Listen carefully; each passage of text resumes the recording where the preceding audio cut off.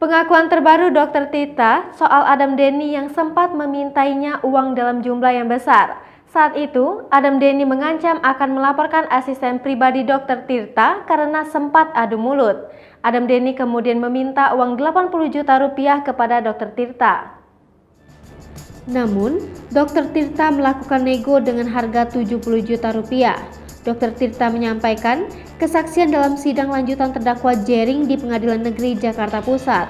Diketahui, Jering duduk di kursi terdakwa kasus dugaan pengancaman pegiat media sosial Adam Denny.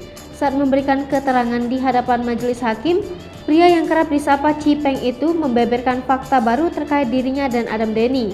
Salah satunya soal uang damai yang pernah dia berikan kepada Adam Denny pada 2020. Hingga akhirnya, ia diminta menemui Adam Denny lagi untuk menyelesaikan masalahnya. Lebih lanjut, Adam Denny sempat mengancam akan melaporkan asisten pribadi Dr. Tirta karena terlibat pertikaian dengan pegiat sosial media itu. Kemudian, Adam Denny mengajak Dr. Tirta dan asisten pribadinya untuk bertemu di kawasan Bekasi, Jawa Barat.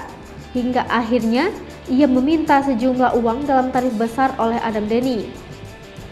Dr. Tirta mengatakan bahwa Adam Denny mengajak lawyernya dan meminta uang senilai 80 juta rupiah, tetapi dia tawar ke 70 juta rupiah dan di saat itu Dr. Tirta diminta menulis dan tanda tangan kontrak di mana dia harus menyatakan kalau itu bukan pemerasan tetapi biaya kerjasama.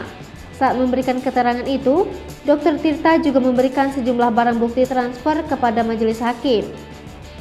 Ia juga terbuka apabila majelis hakim ingin membuka semua mutasi dalam rekening pribadi miliknya sebagai bukti. Tidak sekali, menurut Tirta, Adam Denny juga pernah meminta uang di kesempatan lain sebagai uang transport untuknya. Pengusaha cuci sepatu itu lantas membeberkan alasan dia mau mengirimkan uang tersebut. Dr. Tirta mentransfer karena Adam Denny berjanji mau membantu untuk edukasi UMKM.